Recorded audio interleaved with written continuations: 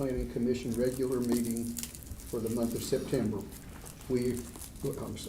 August. We appreciate your interest and we encourage public participation in our meeting. Your comments are important to our decision-making process. There will be two opportunities for you to address the commission.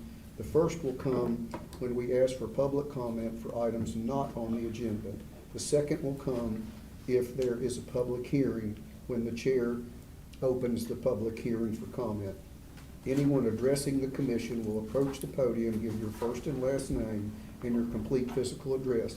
Comments must be limited to 3 minutes. Roll call. Mr. Austin? Present. Mr. Johnson? Present. Mr. Weaver? Present. Mr. Pennington? Present. Mr. Sproles? Present. Mr. Wilson? Present. And Mr. Schuman. Present. Next order of business is approval of the minutes for the regular meeting, July 22nd, 2024. Has everybody had an opportunity to review the minutes? Are there any additions or corrections to the minutes? If not, is there a motion that the minutes be approved as submitted? I'll make a motion, we approve the minutes as submitted. Okay, is there a second? Second. Okay. Any additional discussion? If not, all those in favor signify, well, I guess you need to call the roll, actually. Mr. Austin? I need to abstain. I was not present at the meeting. Mr. Johnson? Aye. Mr. Weaver? Aye. Mr. Pennington? Aye. Mr. Sproles? Aye. Mr. Wilson? Aye. And Mr. Schuman. Aye. The next order of business is public comment for items not on the agenda. Has anybody signed up for that? If not, is there anybody in the audience that wants to make a comment for items not on the agenda? Okay. In that case, we'll move on. Certificate of appropriateness. Number 1, certificate of appropriateness, Don J. Thompson, P.O. Box 211, Avenue, Virginia 24212. Applicant, Johnson Center, P.O. Box 333, Abingdon, Virginia 24212. Owner, certificate of appropriateness for freestanding signage and wall signage located at 458 East Main Street, parentheses, parcels 014-6-1, in parentheses. Staff report. Cale Conklin, Planner 1 with the town. Owner and applicant have requested approval of a certificate of appropriateness for a freestanding sign placed on the existing sign structure and a wall sign. Some background: the previous business at 465 West Main Street was Carrie Hay Law Office. There's an existing acrylic freestanding sign within the existing metal pre-finished white sign structure. The existing freestanding sign has a white background and red lettering. The applicant proposes to install an internally illuminated freestanding sign into the existing metal pre-finished white sign structure. The existing sign structure has an existing internal illumination system. The sign will be double-sided, made of translucent vinyl. The sign will measure approximately 69 inches by 33.5 inches for a total area of 16 square feet. The sign will use various shades of green for the color of the background and lighting as shown in the rendering. The existing metal pre-finished white sign structure is in the northwest corner of the lot. The proposed freestanding sign meets the size and height requirements of the zoning ordinance. And then also the applicant proposes to install an aluminum wall sign with vinyl lettering near the front entrance of the building. The sign will measure 20 inches by 17.5 inches for a total area of 22.5 square feet. The sign will use the same color scheme as the proposed freestanding sign, and that proposed wall sign also meets the requirements of the zoning ordinance. Any questions? Anybody have any questions? All right, thank you. Does the applicant want to say anything? The applicant's present. Okay. If not, any discussion from the commission? Questions? Is there a motion? I'll move that we approve the certificate of appropriateness as presented. All right, is there a second? I'll second. Okay. Any additional discussion? If not, if you would call the roll. Mr. Austin? Aye. Mr. Johnson? Aye. Mr. Weaver? Aye. Mr. Pennington? Aye. Mr. Sproles? Aye. Mr. Wilson? Aye. And Mr. Schuman. Aye. All right, next order of business is certificate of appropriateness, Clinch River Pediatric Dentistry, 465 West Main Street, Abingdon, Virginia 24210. Owner Jerry Sons, 15775 Porterfield Highway, Abington, Virginia 24211. Applicant, certificate of appropriateness for freestanding signage located at 465 West Main Street, parentheses, parcel 018-1-22, in parentheses. Staff report. The owner and applicant has requested approval of a certificate of appropriateness for a freestanding sign placed on the existing two posts located on the south end of the lot. The previous business located within 465 West Main Street was Abington Pediatric Dentistry.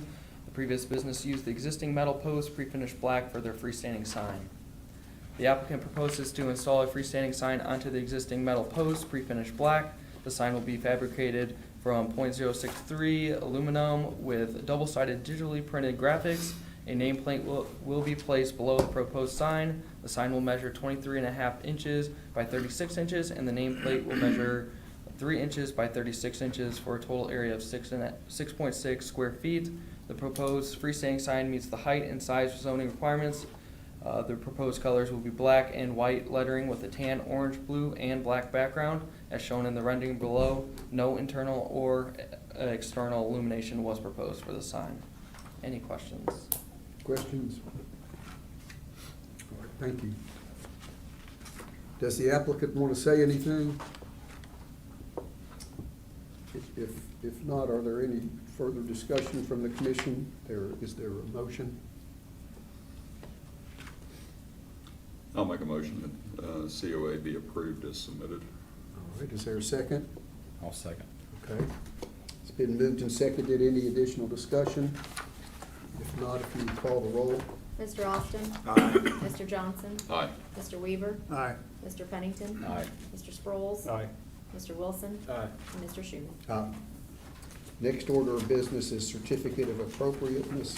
Nice Wander Properties, 466 Cummings Street, Abington, Virginia, owner, Abington 24210, owner, Jerry Sons, 15775 Porterfield Highway, Abington, Virginia 24211, applicant, certificate of appropriateness for freestanding signage located at 466 Cummings Street, parentheses, parcel 020-13-1, in parentheses.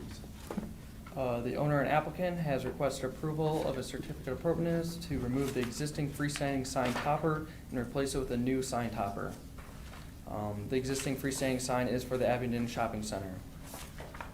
The applicant proposes to remove the existing metal pre-finished red sign topper and replace it with a new LED internally illuminated shaped cabinet flex face with graphics applied. The sign will have black lettering and a black logo with a white background, as shown in the rendering below. The sign will measure 149 inches by 57 inches with a total area of 59 square feet. The proposed sign topper will match the existing in size and shape.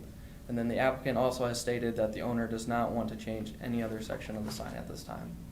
Any questions? So the sign itself will be exactly as it is, Yes. except for the topper and the red on the bottom? Yes, it's just basically going to change colors and the design of the logo, yes. Okay. Yep. Any additional questions? All right. Does the applicant want to make a presentation? If not, what's the pleasure of the commission?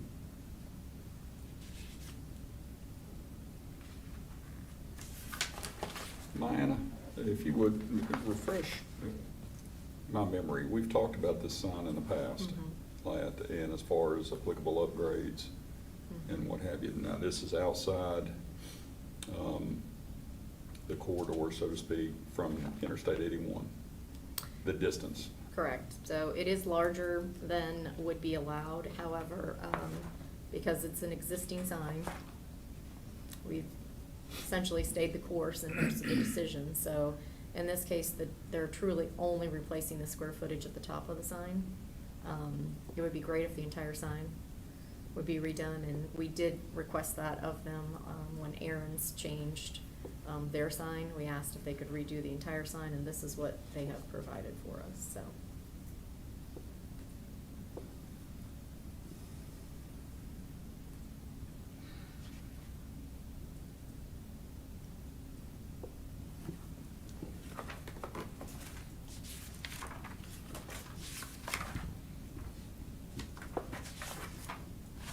Any additional questions? Is there a motion?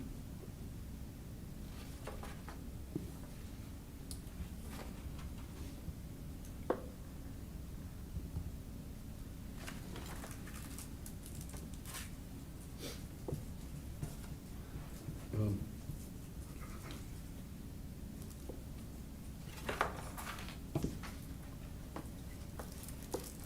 The sign does not fit existing guidelines.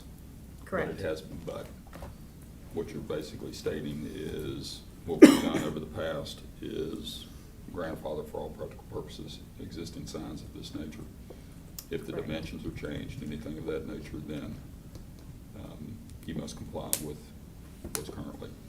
Correct, so we experienced the same thing when we dealt with the Fiddlers Yeah. signage, again, outside of the boundaries of the 660 feet closest to the interstate, which allows the taller, larger square footage and signage. And with that one, again, because they said they were replacing the face and not coming in with a brand-new sign, you, as a commission, allowed that one to be, for the face essentially, to be changed. The same thing here applies. If you truly wanted them to come in with a new sign, you could probably deny this and ask for them to come in and propose something different. However, because it already exists this way, they could continue with this sign indefinitely. Yeah, that's the box. Correct, Hence the reason we don't want to make any other changes. correct.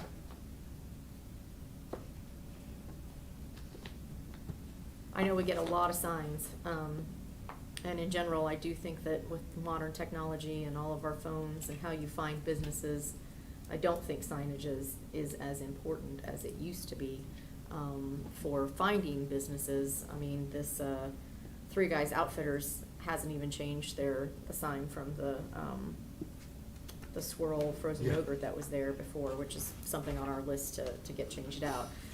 So it kind of tells you a little bit about how people find businesses, but yes, this sign as it stands right now, because they're not proposing any other changes except to the face, would be allowed to stay in that location.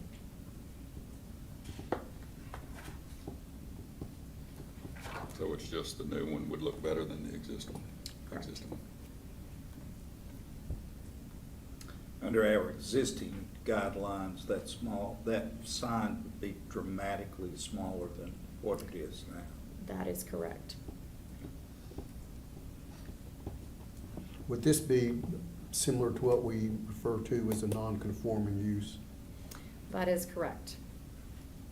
So it exists, it was there prior to the current zoning, and so therefore that is what we deem as non-conforming.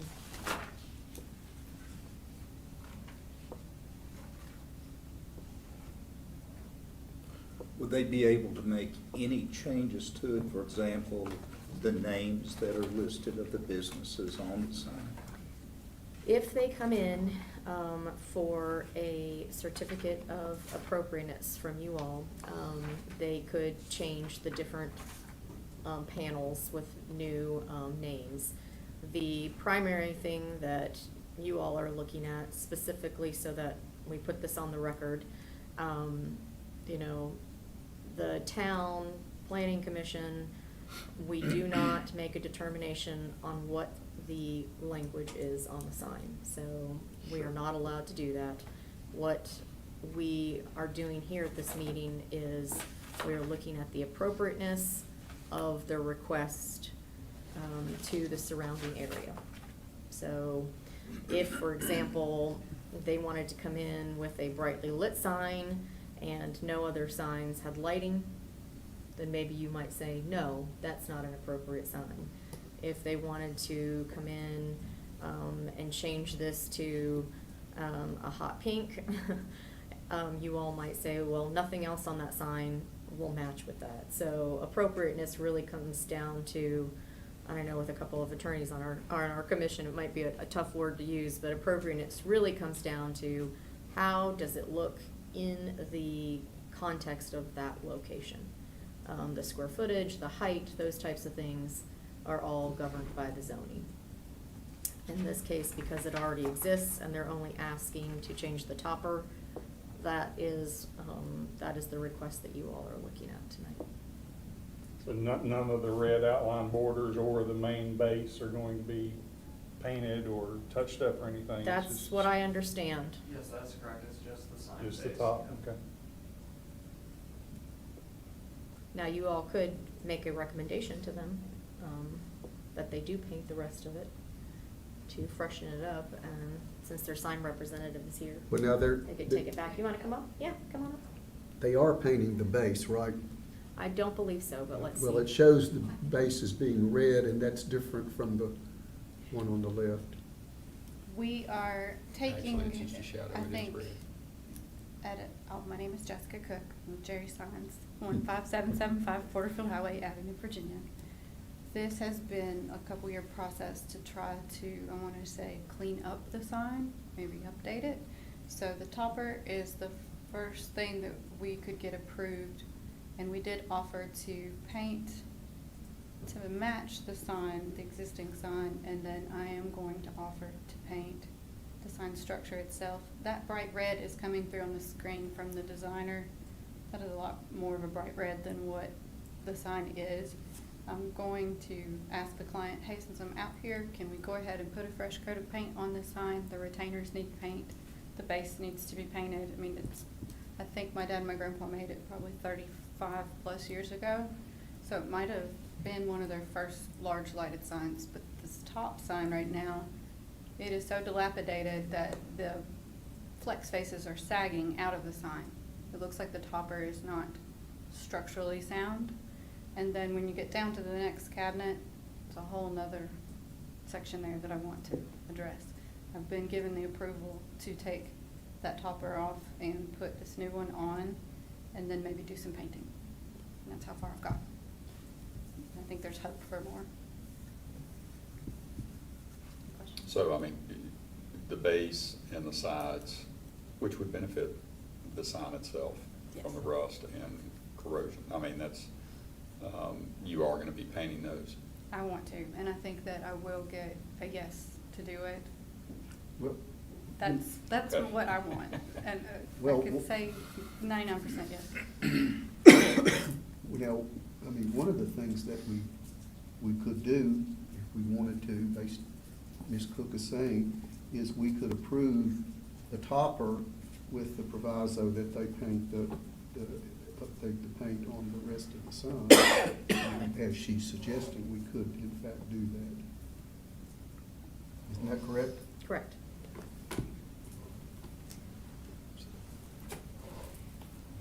Somebody.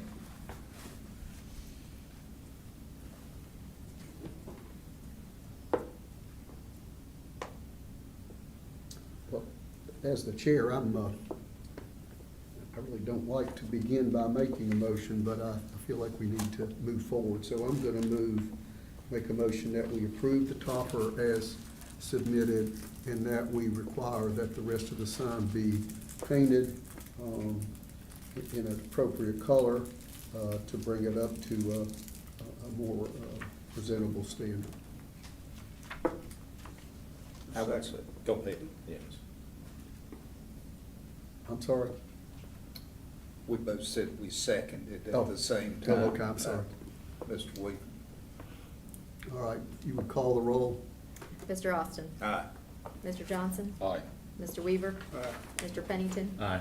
Mr. Sproles? Aye. Mr. Wilson? Aye. And Mr. Schuman? Aye. Thank you.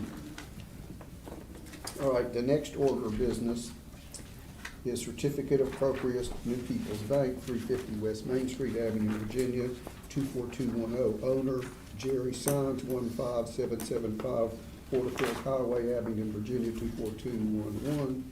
Applicant, certificate of appropriateness for alteration of existing freestanding sign located at 350 West Main Street, parentheses, parcel 019-1-17, in parentheses. Now, this is carried over from the last meeting. Before we get too far afield, I had a question that I actually sent to Miana, because part of the discussion that we had last time was if we approved a sign that had changeable letters on it, that we would be basically approving something that would cover the majority of Main Street. And I think what I want to make sure that we understand, because in the part of Main Street covered by the Oldham Historic District, this sign would not be approved, or probably wouldn't be presented even. So what I've asked is what are the boundaries we're talking about so that we understand what we're either approving or not approving, but.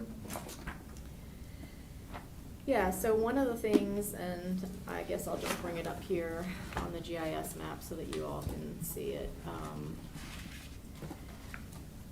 As we all know, there's really two districts. There is the Old and Historic District, and that has very, very specific requirements. You know, signs cannot even be larger than 4 square feet, and that really comprises from Cummings to Tanner. I mean, that's kind of the area that we're looking at on Main Street.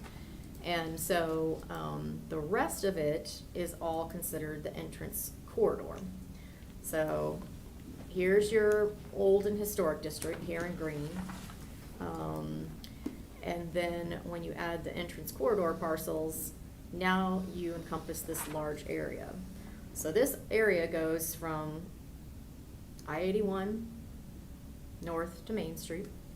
It goes all the way from the intersection of, basically, we're gonna talk a little bit tonight, really honestly, about like Village Boulevard in that area, but you come in on Russell Road, it goes all the way out past the movie theater to essentially Ball Lane.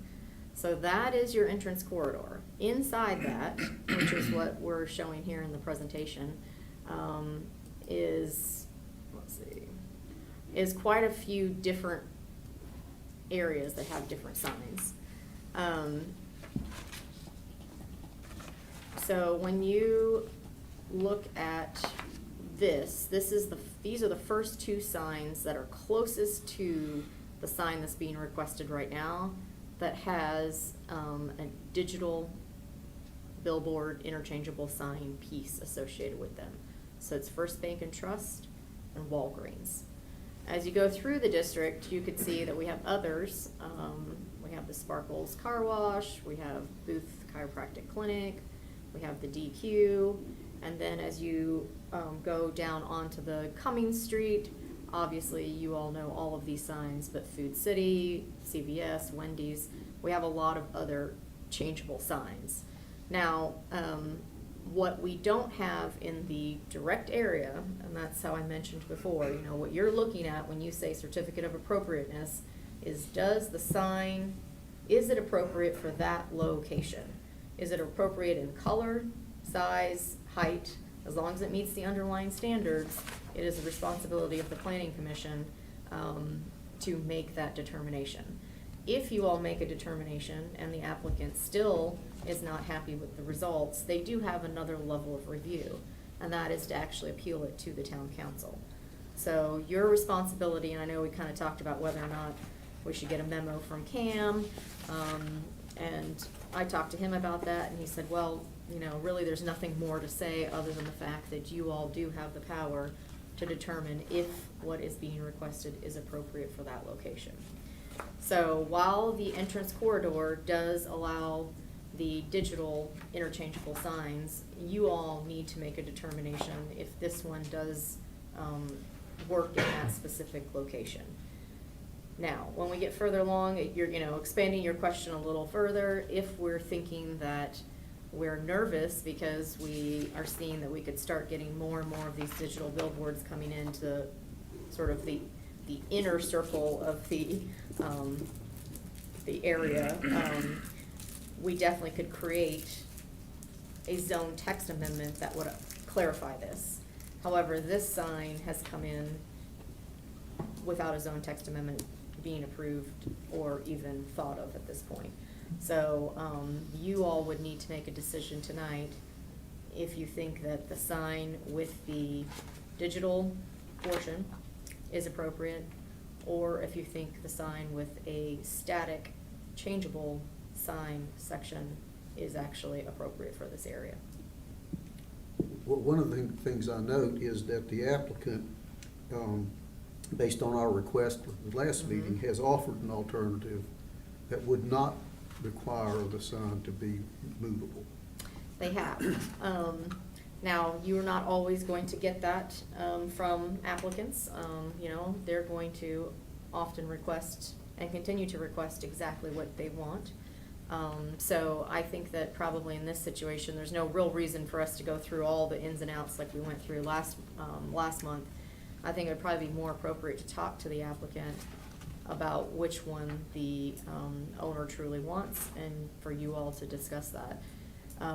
But yes, that, you know, if New People's Bank continue to want a interchangeable sign that is not static but is actually digital, and you all recommended to deny that, they do have another recourse, and that is to appeal to town council. If instead they come to you with an alternate choice to keep it static, and you all agree that you'd like to keep it static, then you could recommend that that's the one that they choose. So, just, you know, in the future, since we already have this concern, the best next step is actually to do a zone text amendment, by next month, in order for us to really make sure that the central core of the downtown doesn't have this. And if you take a look back at all of the illustrations that you put up, from Route 19 all the way to Thompson. Correct. Okay, everything is exterior of that.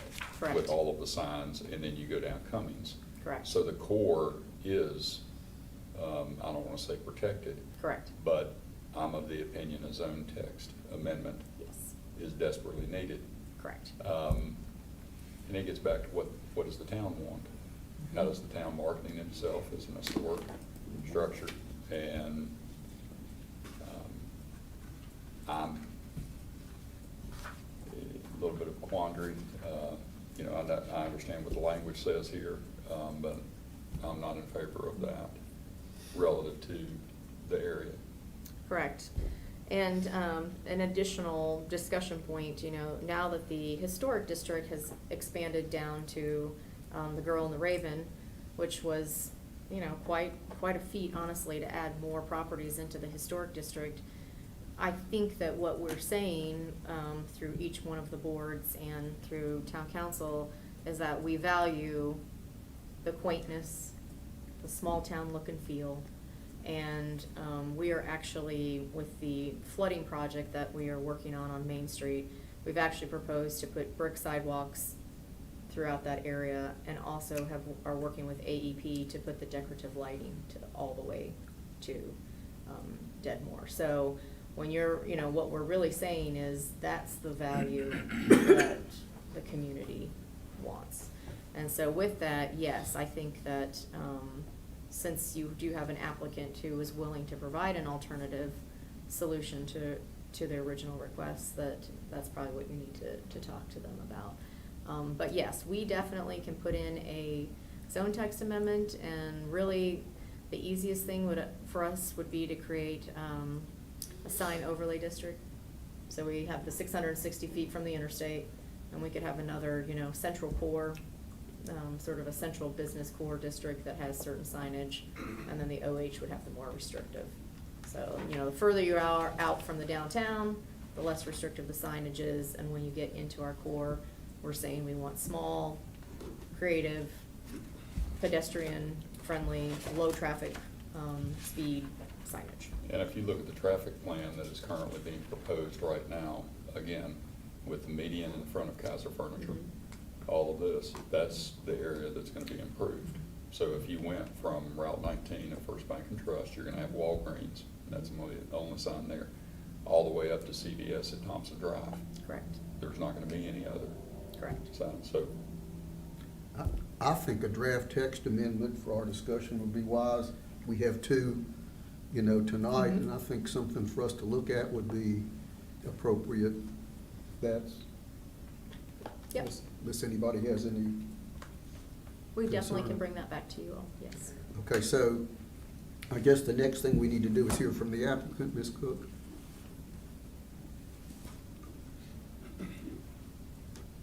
In this instance, I do believe that we are in a good place where both the client and our company agree that the alternative design is just as much okay with all of us as the electronic unit. So the alternative design keeps the sign in line with the locations that we have updated for them, but we don't necessarily have to have that electronic sign included. I think they feel the same way we do. It's our town. We drive up and down those main streets every day. And as much as I would love to sell a big, electronic expensive sign, there are other places that are more fitted, and they feel the same too. So without shooting myself in the foot, I would say that they will be very happy with the manual message display that they're used to now, just with the new look, the new topper, and that I would be happy to help with any information that could assist with electronic signs and how you would like to look at them in the future, and the bad brands, the things that are out there. I understand completely where everybody's coming from. So I guess what I should say is that we are perfectly fine with this, and so is the bank, if you all are. Questions for Ms. Cook?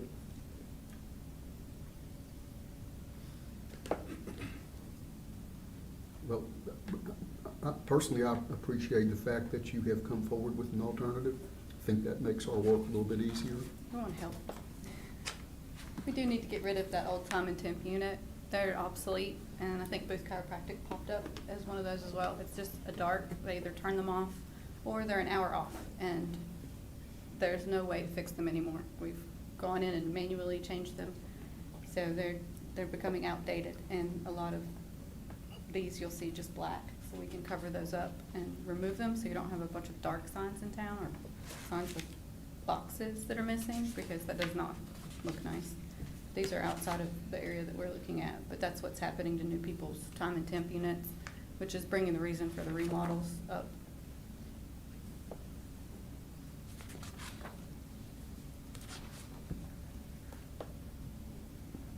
I'll make a motion that the COA be approved as the proposed sign, which is the alternative, So the one that's manual.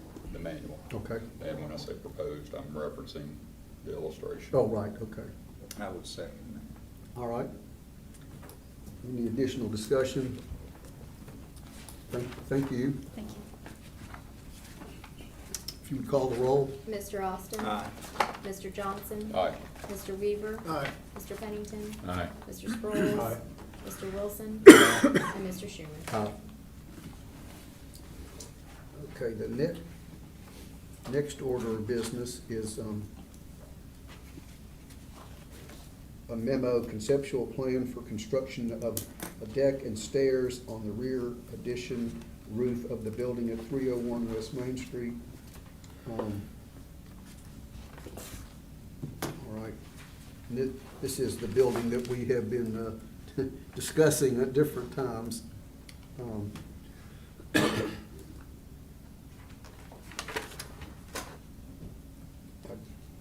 Staff report? The owner and applicant request the planning commission to review a conceptual plan for the construction of a wooden deck and stairs on the rear addition roof of the building addressed at 301 West Main Street to determine if the conceptual plan would be acceptable and appropriate for this location. The deck and stairs will lead to the rear entrance of the second floor of the building. If the planning commission deems this conceptual plan to be acceptable and appropriate, the applicant and owner will come back to the planning commission at the September 23rd, 2024 regular meeting with a full detailed plan with a final architectural renderings, dimensions, and materials for a final approval. So far, upon the first submittal, the deck will measure 35 feet and 8.5 inches by 43 feet and 4 inches, and it will be 7 feet in height. The deck will be constructed using 1 inch by 6 inch by 8 foot Sentinel Square composite deck boards and 4 inch by 4 inch by 8 foot southern yellow pine ground contact pressure treated lumber. Railing will outline the outer edge of the deck using 6.5 foot tall and 6 foot wide black aluminum space picket flat top decorative fence panels. The stairs are proposed to be 27 inches in width with a step being 10 inch in depth. and the stairs will be 7 feet in height. And then the role of planning commission concerning this specific request is to not make a motion approving the request, but to provide guidance as to the appropriateness of the addition of a wooden deck onto the rear addition's roof. Any questions? So what you're really experiencing here is that the applicant did not submit a drawing that is really ready. I'm looking at Mr. Weaver, but it's not really ready for a full approval at this point. So we said they could either come to the next meeting and submit everything with architectural plans, or they could come to you tonight, make that request if you think a deck is appropriate for that, and then they would come with a full drawing. And they're here if they want to speak to you. I have a couple questions for Yeah. y'all. Yeah.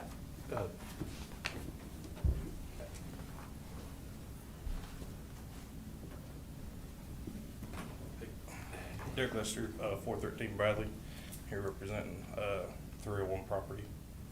So I assume the windows stay, even though it's not shown on the.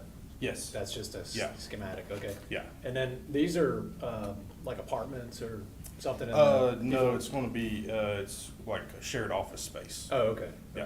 okay. It's up top.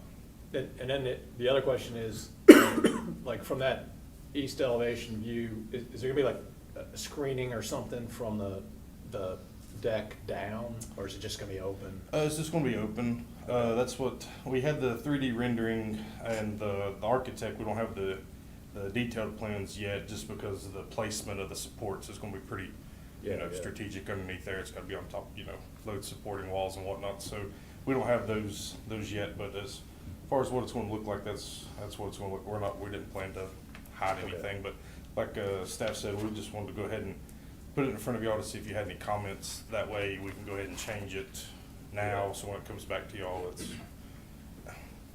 Yeah, I mean, I personally think it'd be a lot nicer than what's there now. Right. And then the only other thing is just all those, I don't know if they're telephone or power lines or something, I guess you have to deal with that issue Yeah. there on the left and. yeah, everything, I mean, all that, the code setting and stuff will be done when we submit that to building Yeah. departments. Everything will be built up to code, and, yeah, all those will have to be out of reach. Yeah, my only concern is that I don't think 27-inch width is code compliant, nor do I think 10-inch in depth is code compliant, so you might want to check that out before. Yeah, that was just for the purpose of rendering when we were throwing it into the software we got there. Like Scott, I mean, I like the idea. I think it's gonna look a lot better. My only reservation is this building, before this commission, has been treated as an historic structure, relative to the original applications that were submitted.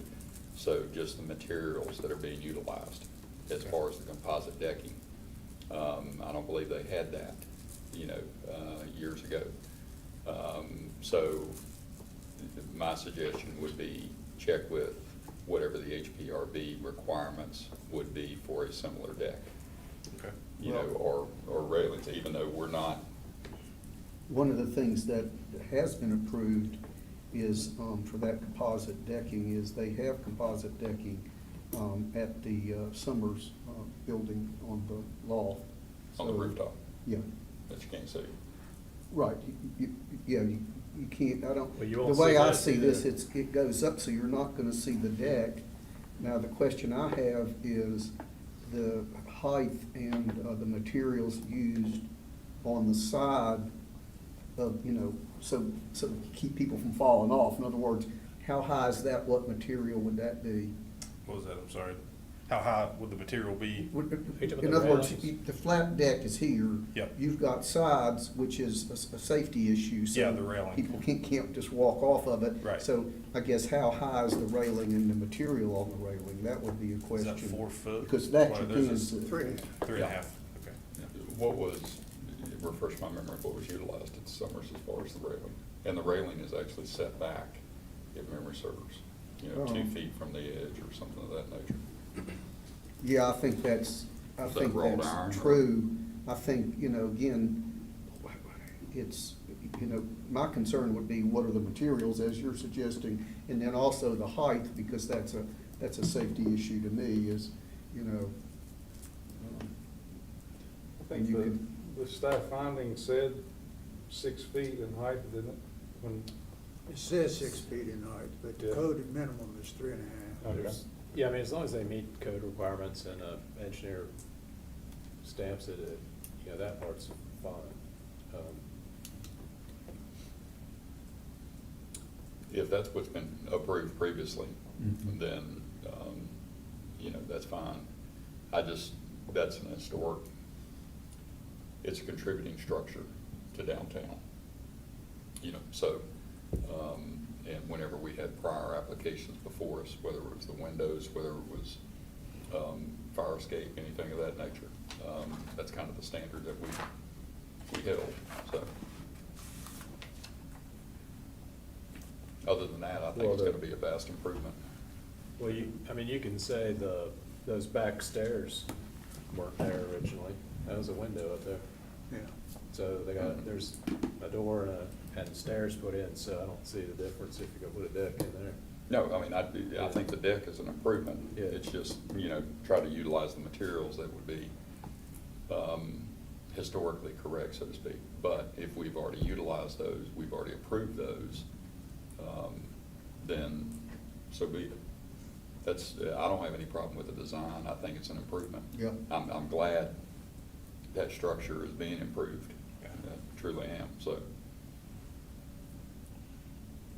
Out of a question, what materials would be different in a deck that would be historic?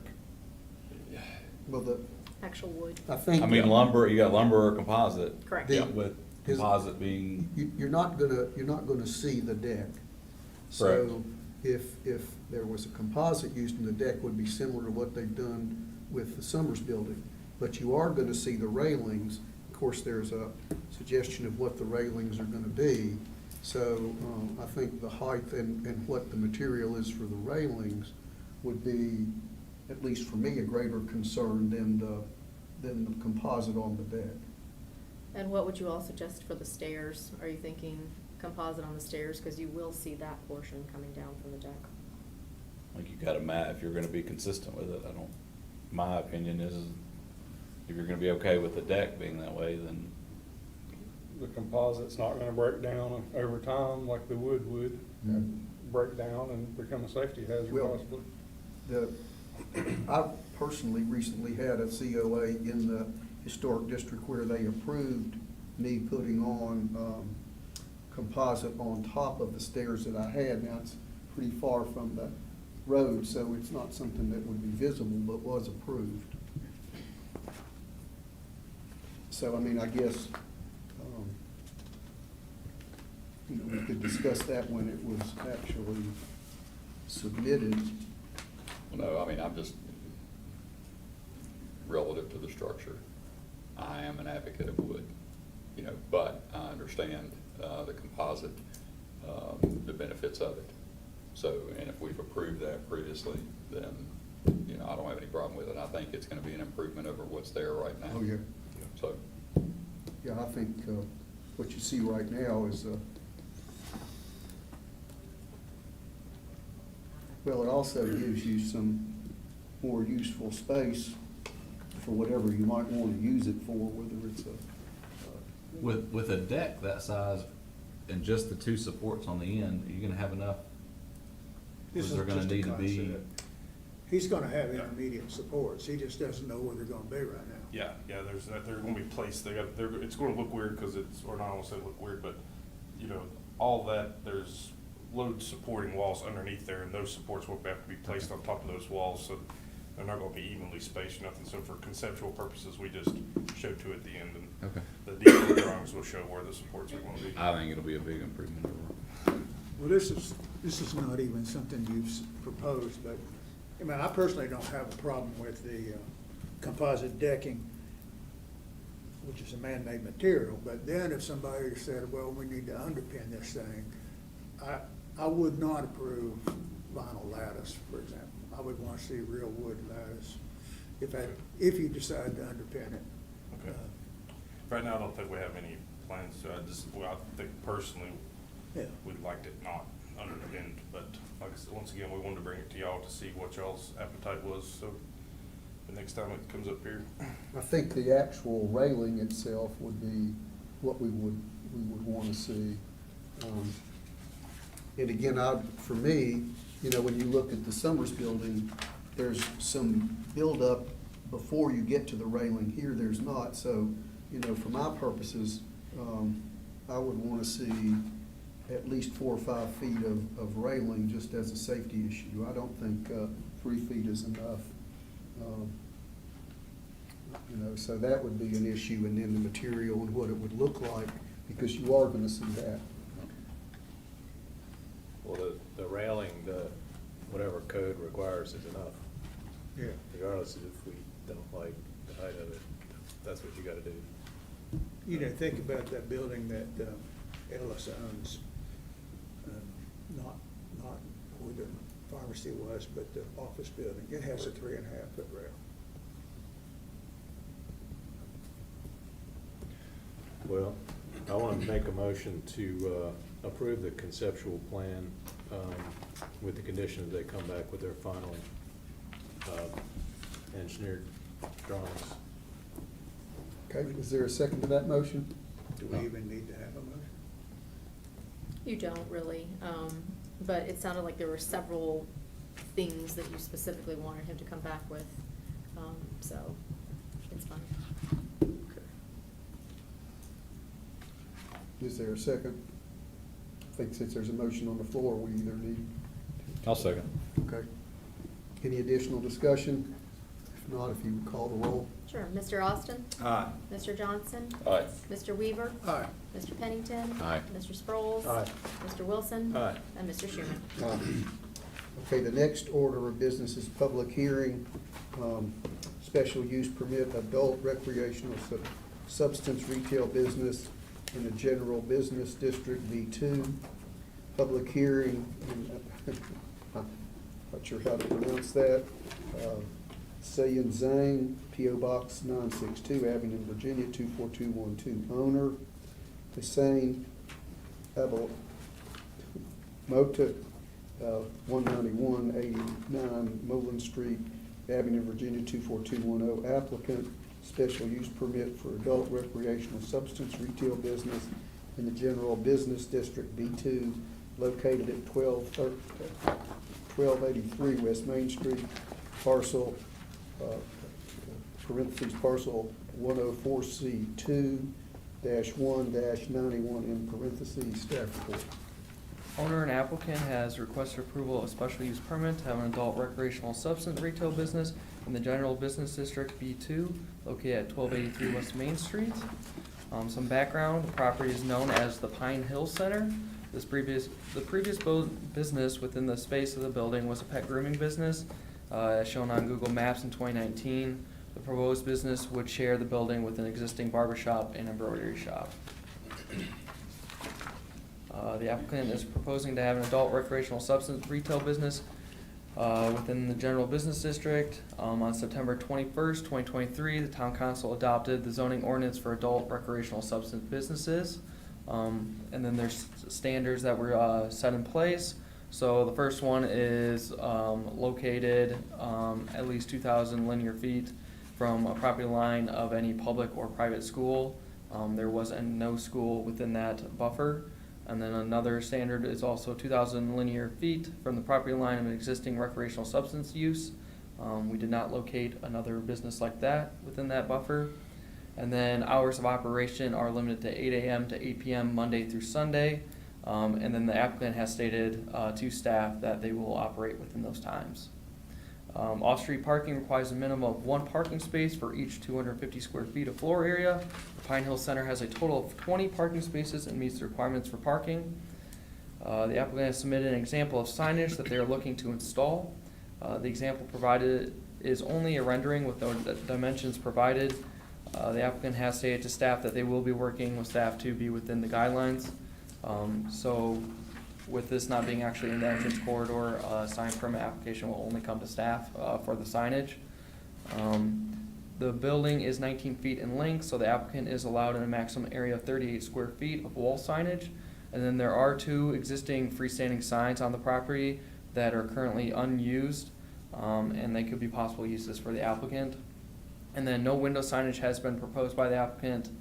In the B2 district, window signage is allowed up to 10% square feet of total area of all windows. And then lighted window signage is prohibited. Here are the special use findings, special use permit findings. The adjacent properties are a variety of businesses. There are no immediate adjacent residential zone properties. And then the streets immediately north and south of West Main Street are Hill Street and Pine Street. And then these properties are zoned R2 and R3 and are classified as residential zoning districts. And then hours of operation will be from 8 a.m. to 8 p.m., just so that there's no adverse impacts on the surrounding area. And then no school or additional existing adult recreational substance businesses are within that 2,000 square foot or 2,000 foot buffer. And then staff has came up with a few conditions that the planning commission can discuss. The wall sign is limited to a maximum of 38 square feet and cannot extend above the parapet roof line. The wall sign faces must be a singular color as approved by the planning commission, or the color white. If freestanding or other types of signage are proposed at a later date, color scheme is to match that of the wall sign. One freestanding sign shall be allowed using one of the existing freestanding sign structures on the property. Window signage is limited to 10% square feet of total area of all windows unless the planning commission sees fit to limit the window signage size. And then window signage may not be illuminated. All proposed signage to be installed must be submitted with a sign permit application to the Community Development Department and then be issued a sign permit before any installation of signs. And then no architectural lighting may be around the windows, doors, or building facade. And then no music shall be played after 5 p.m. And these are just the staff conditions. You can discuss that amongst yourselves, which ones, if all or a few. Any questions? Any questions? All right. Does the applicant wish to make a presentation? Okay. This is a public hearing, so I'm going to open the public hearing to see if there's anybody in the public who wants to make comment. So the public hearing is open. If there is no comment, I'm going to close the public hearing. Discussion from the commission? Questions, comments? And even though we didn't say it, this was appropriately noticed, it was appropriately posted, so all of those actions were taken as well. And just for a little history, I think you all know that we last year went through the process because we were starting to get inundated with adult recreational substance businesses. And so we definitely said that they weren't allowed in the historic district. We said in the rest of the districts that they had to be a special use permit in the B2.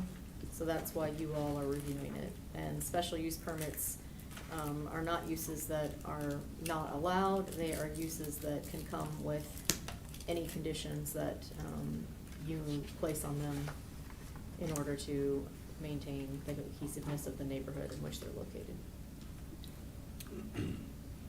What's the pleasure of the commission? Is there a motion?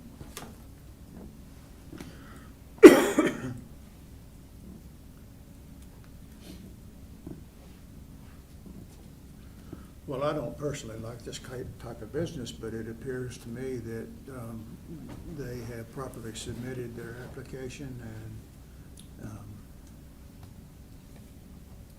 and they are allowed in that area. Is that correct?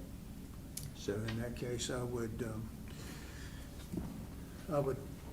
propose that we approve the COA. I guess my one question, well, I'll stop right there. You approved the special use permit? Yes.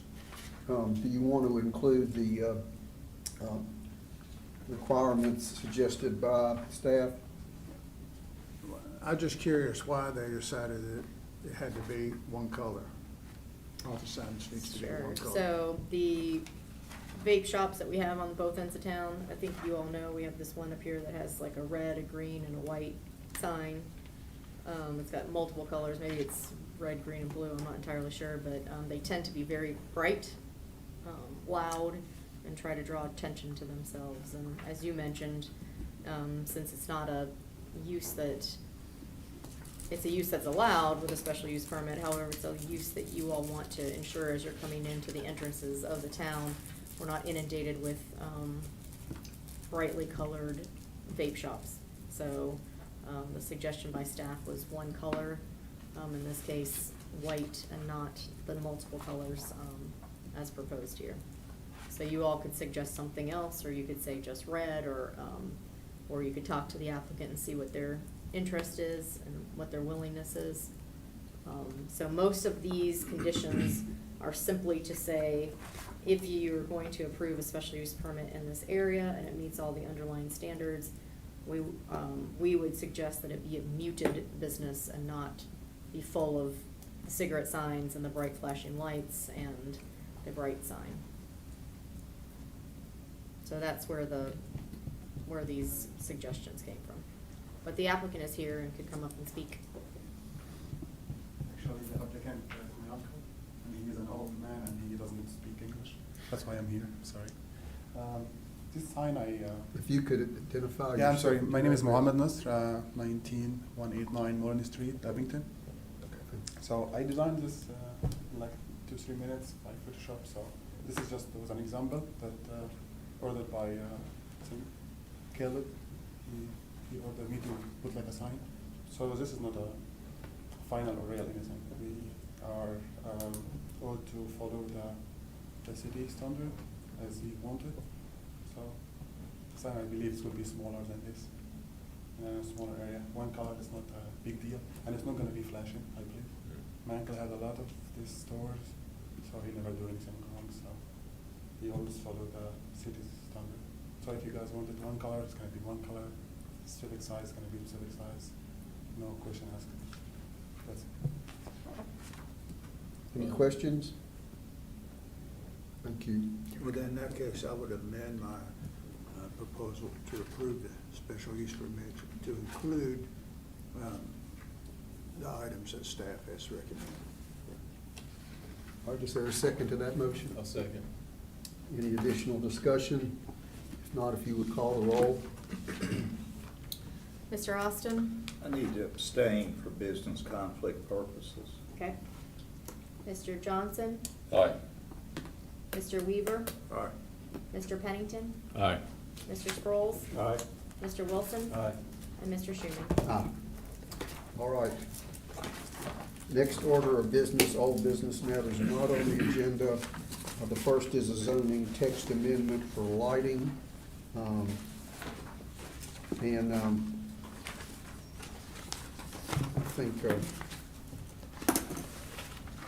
think everybody's had the opportunity to review that. Mr. Conklin? Yeah, so we came to you with this memo just because we've seen a lot of new developments and then a lot more businesses. And we felt our lighting code was, too broad. So we wanted to strengthen that. So we, as staff, viewed a lot of other localities. One of the places that we looked at that's pretty near us is Blacksburg. Also part of the certified local governments, the CLGs, and I also looked at other CLG zoning codes. So these follow what's changed in here or what's added, follows a lot of these other localities and what their standards are. The changes that you're suggesting is only changes, is that the red on page 4, is that? Yeah, so whatever's in red, most of it's all added. The only thing that's really changing is the compliance, that section number, because that got moved down because we're adding that lighting plan in. That lighting plan is going to help for new developments that are coming in. Questions?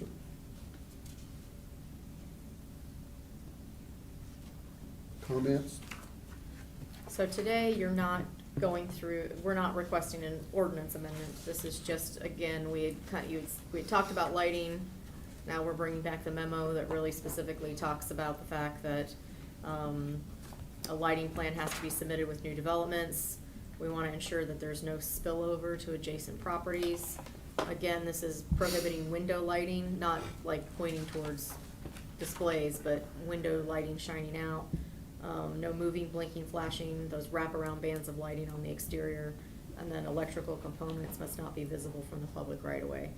Again, as we go through this is that idea that we're keeping that small town feel. We're not, having an entrance corridor where you come in and it's all lit. That's what's proposed, and then if you all have any objections to it or any additional suggestions, we will bring it back in an ordinance form next month. So what are we being asked to do tonight? You're just reviewing it, so if you had any, after reading it and looking at your packet, if you had any additional suggestions tonight, or if you'd like to follow up with Caleb, if you read through it, and you'd like to give him additional advice, then let him know, and then we'll bring it back to you for an official vote next meeting. Anybody have any suggestions for changes, additions? My question is like, so, this is dumb, but if you have a business and you wanna like stick a little Christmas tree up for a couple weeks in your No. window. is We cool, have or that is in there, I believe, I mean, for holidays and stuff, that should be, I thought that was already in there within, It's exempt. applicable, exempt, Yeah. okay. For holiday lighting, yes. Okay. Holiday lighting is exempt because we, here it says, construction, emergency, or holiday decorative or festive lighting, There we go. provided such lighting Okay. does not create an unsafe glare on streets, rights of way, and is used for 90 days or less. Very Because good. we're actually proposing a really large Christmas tree lighting, this winter Yeah. in November, so, yes. Good, okay, thank you. Any other suggestions, questions? I personally think this is it gets rid of some of the issues that we've talked about, so I think it's on point. And I mean, zoning is a living document. I know that some people might not find it as exciting as a board full of planning commissioners, but one of the things that we really saw is when the Arco gas station came in at the end of the street. If you drive out of town at 3 o'clock in the morning, heading to Dollywood or something of that nature, which is where I think I found it, it's bright, and it just doesn't really fit into what we're looking for here, so that kind of kick-started us thinking about this. Since we're talking about signs, made any progress with the people on Pecan Street, That is, it reached its end of its, their appeal period, we gave them a certain amount of time to remove it, and so now, and it went through code compliance, so their next step is now CAM sends an official letter, and then after that, we would take additional legal action if necessary. Thank you. All right, the next order of business is the zoning map amendment and zoning text amendment for entrance corridor on Porterfield Highway. Staff report. Sure, so similar to the one we just talked about, tonight's just introducing the topic, and then we would actually bring you back a zone text amendment and map amendment as we move forward. So as you all know, last year we expanded the historic district. The way that we expanded that historic district was very carefully. We first discussed it. We talked about the area that we were looking at.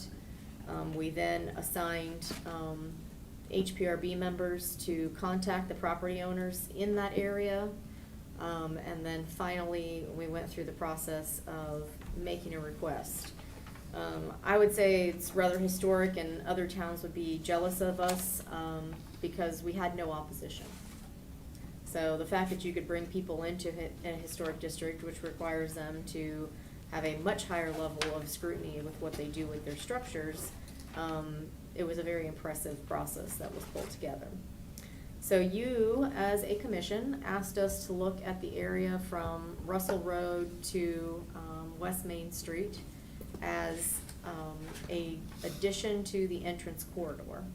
It is definitely an area that is, central to the to coming into town.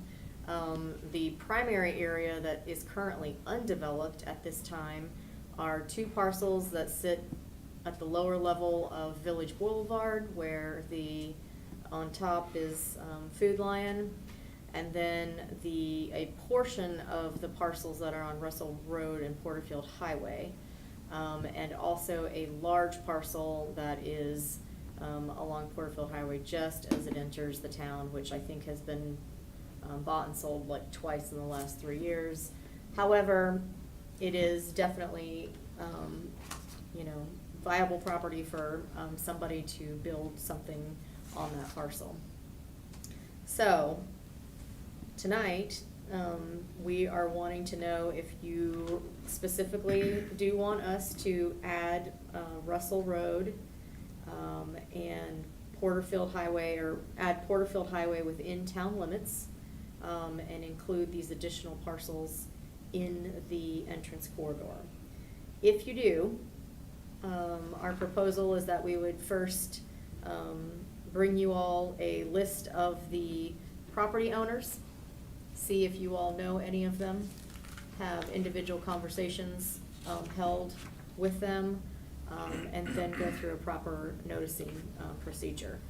This isn't something that I suggest we just simply do, because again, really getting the community involved and on board is more important for future property owners and for the current ones than ensuring that you have additional parcels to look at. A lot of this is already developed, so I guess I'll just leave it at that and see what the discussion is from you all. At one point, we had to amend the original entrance corridor overlay because we had like Whitesville Road and others. Mhm. Was this actually ever in the entrance corridor? It was never part of that discussion? Not that I have seen, no. Okay, I just wasn't, Mhm. I mean, because it makes sense to me that we put this in the entrance corridor. I agree. And that is what you all, asked us to do, so that's why we're bringing it here tonight, to show you the parcels that, we'd be looking at, and the portion that would be included, and then specifically what the undeveloped parcels are, because those would be the primary parcels. Now, we do have a proposal here at Russell Road and Porterfield Highway where the old warehouses were. That's already in the entrance corridor, so you will see that when they've provided us enough information to see that. So this intersection is definitely within that.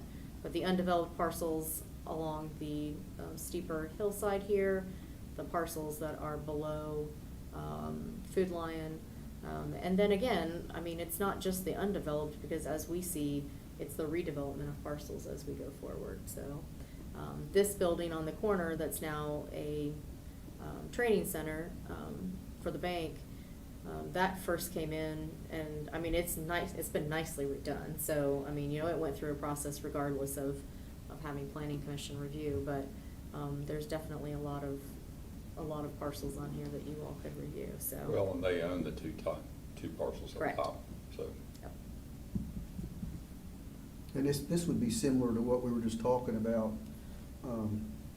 on Cumming Street. If the signs change Mhm. and, they changed First a Bank big, Trust owns it. then they would have to come into compliance with the requirements of the overlay. Correct. So we would basically be doing a very similar thing with that area. Correct, yes. So everything in red are parcels that are gonna be added? Everything in yellow. Okay. yeah. Red's already in. Red is already in. Okay.